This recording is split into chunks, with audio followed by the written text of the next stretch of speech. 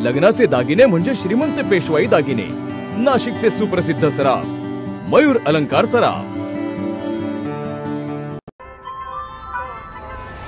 ताज्या बातम्यांसाठी नाशिक न्यूजच्या YouTube चॅनलला सबस्क्राइब करा आणि बेल आयकॉनला प्रेस करा।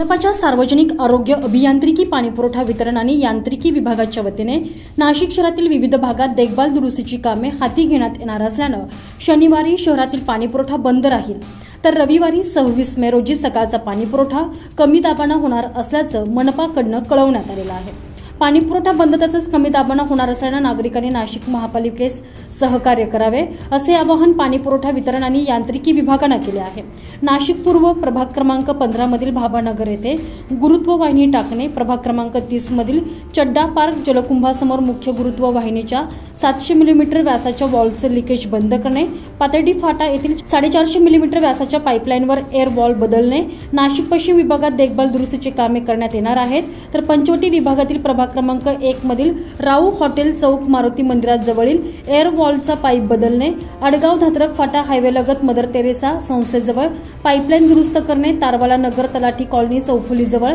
500 मिलीमीटर व्यासाची पाईपलाईन क्रॉस कनेक्शन करणे, स्मार्ट सिटी कामांतर्गत सुरू असलेले जलशुद्धीकरण केंद्र पंचवटी येथील पाईपलाईन बदलणे यांसह नाशिक रोड विभागात देखभाल दुरुस्तीची कामे हाती घेण्यात येणार आहे।